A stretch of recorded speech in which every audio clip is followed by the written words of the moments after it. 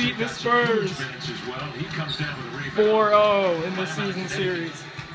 Yes. Lamb has actually played in 72 games and averages 20 minutes. Bam!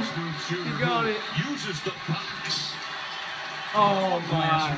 This second half has been beautiful. 16 seconds remaining and Joseph the step back. Yes. There's the winning music. San Antonio's winning streak of 19 has come to an end. The last loss way back in late February to the Phoenix Suns.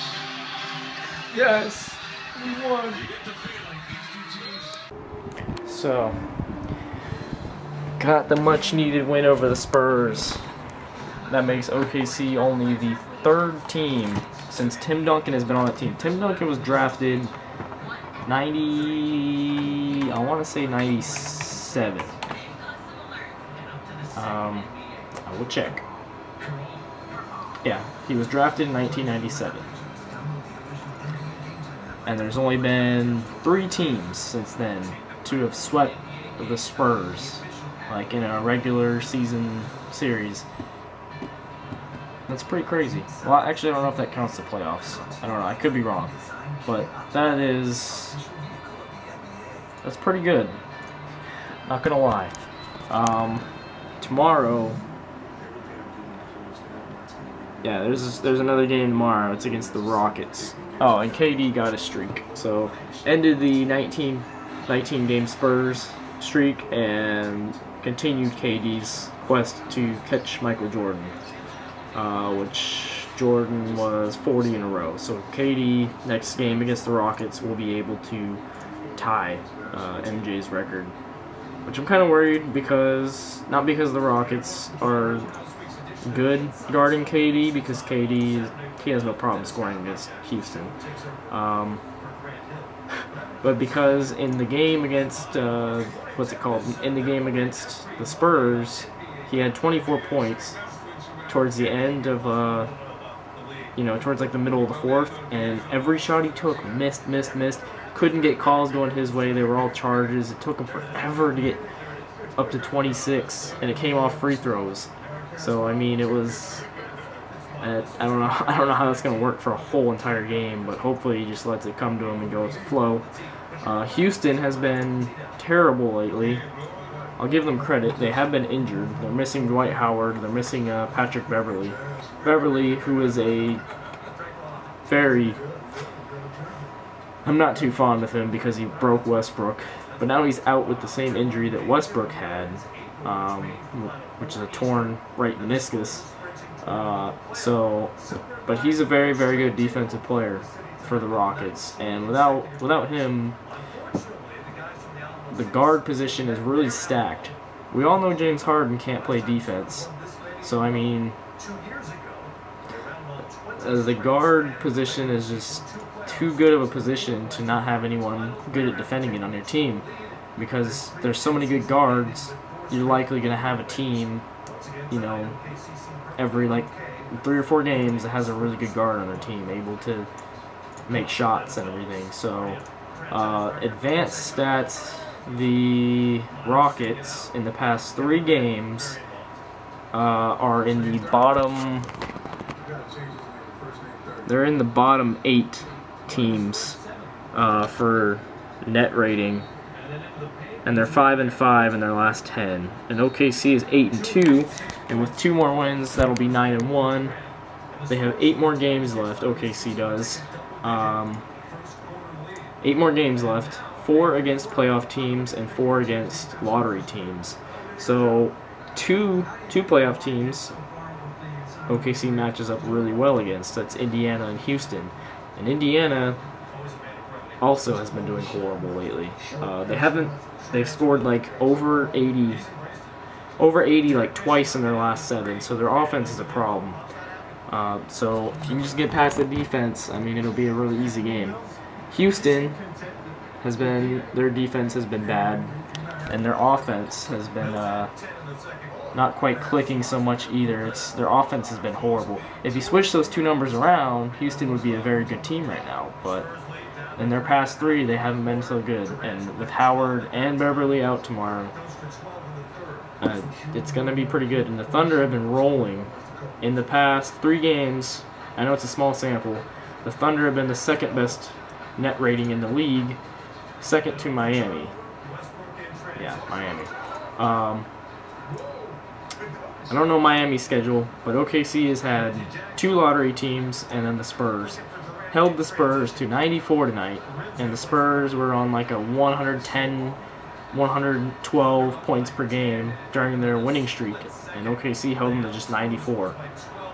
So that's pretty good. Miami has had 2 Milwaukee games and a Toronto game, so it's not that hard to be good. So you're going against the worst team in the league twice, and then Toronto. So, I mean, Toronto's pretty good, but I don't know. Toronto just didn't have it that night. So, there it is. There's all the best teams right now. I'm surprised the Blazers are so high up, but they're getting it back together. But for matchups with Houston, not really worried. James Harden, OKC holds James Harden to like 17.3 a game, which is the 3rd best in the league on Harden. If Howard were playing, Howard's OKC holds him the 2nd lowest. I think Memphis holds him to 9 points a game, and OKC holds him to like 9.5.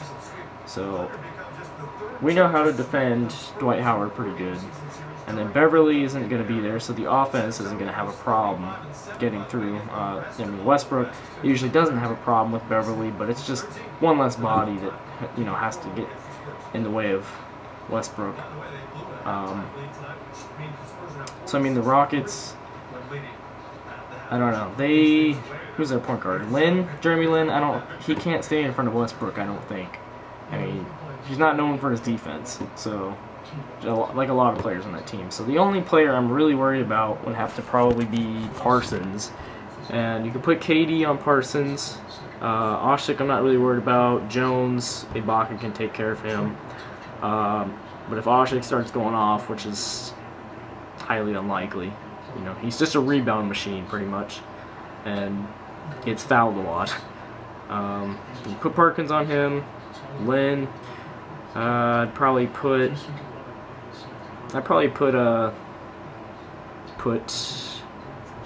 Lynn on Westbrook on Lynn, and then Caron Butler I'd put on Harden, and then Parsons or KD and Caron can switch every now and then, and then Caron can guard Parsons, KD can guard Harden, which usually works pretty good. At least KD guarding Harden usually works pretty good. So yeah. Yeah, that's how I put it, or put Roberson on Harden. He's been pretty good, Roberson has defensively, so not too worried about Houston. As for the Clips have been playing pretty bad too. Not a negative like the Rockets. They've been like a 2 net rating, which is, they've been playing good offense but really bad defense. So I think if we can hold the Clippers pretty good, if OKC just gets down, plays good transition D and everything like that, it should be an easy game and hopefully a blowout. But it is an away game, so I'm not expecting anything. Phoenix, I'm kind of worried about, because Phoenix is starting to roll. They were 7-3 in their last 10. I haven't checked their stats exactly, but they're in the fight for the playoffs. They're a 9th seed right now, so they're definitely going to be fighting against OKC. And it's also at Phoenix. It's away. This is the 2nd straight game we played in Phoenix, so I'm kind of worried. Last time Gerald Green went off on us, but to be fair, the 3-point defense is a lot better than it was. Now the defense has clicked. Defense is way better. Know how to do everything, and the team has gotten better. Not to mention Perk is now back.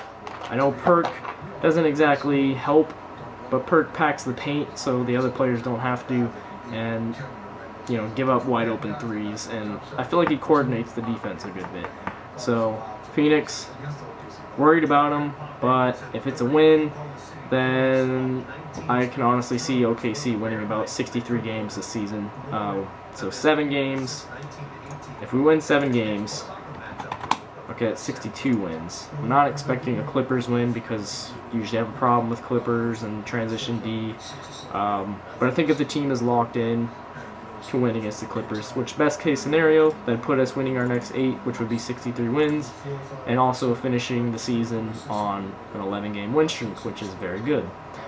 And the last 2 are against New Orleans and Detroit, so if we can get through the next 6 games, the season's a lock.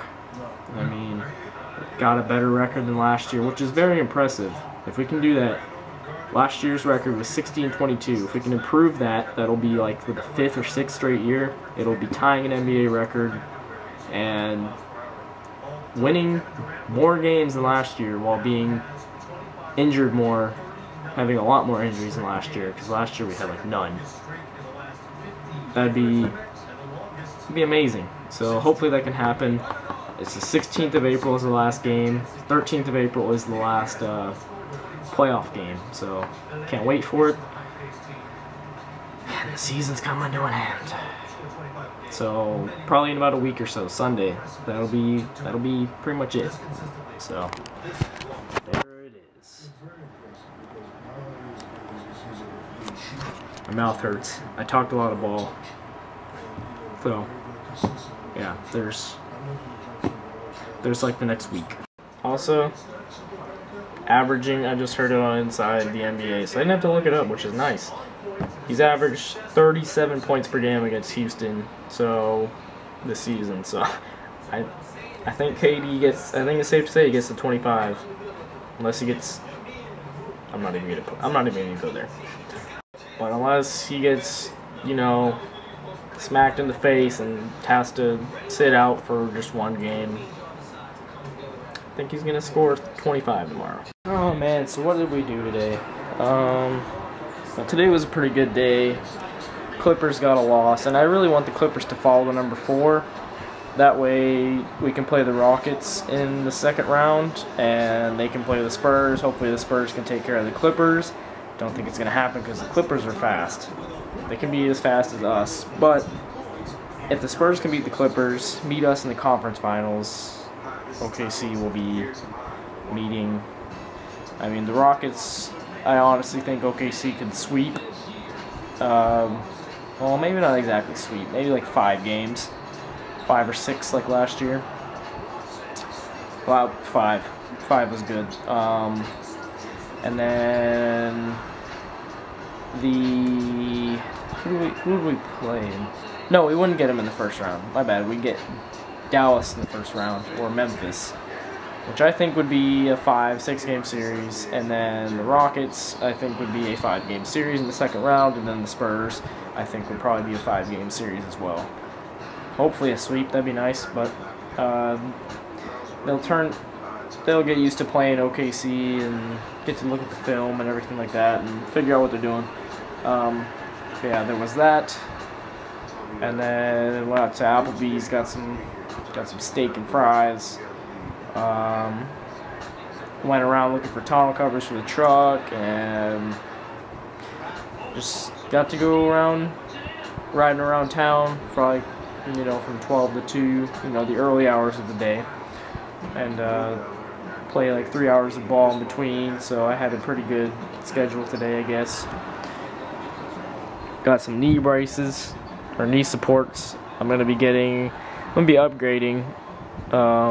These were just $3 a knee. I'm gonna be upgrading to one that's like $10 a knee, that's like black and sleek and everything, and has a knee hole. So that'll be cool. I want some expensive ones. That'd be real nice. That are like, have a bunch of stuff around like the sides right here, because that's where my knee hurts a lot. Is right here on the side, and right here on my patellar tendon right there. Usually I get jumper's knee, and sometimes right around here I feel a lot of tweaks right there. So yeah, but with that, I don't know if I showed you guys that. I think I got that yesterday. I'm not sure. Green apple Gatorade. Tasted weird at first. I think because I brushed my teeth and tasted it. It was like 20 minutes from brushing my teeth. But it's actually kind of good. I'm not gonna lie. Not quite as sweet as Jones Soda Green Apple, which is delicious. But yeah. Anyways, I'm over to bed. It was a good day. And good night.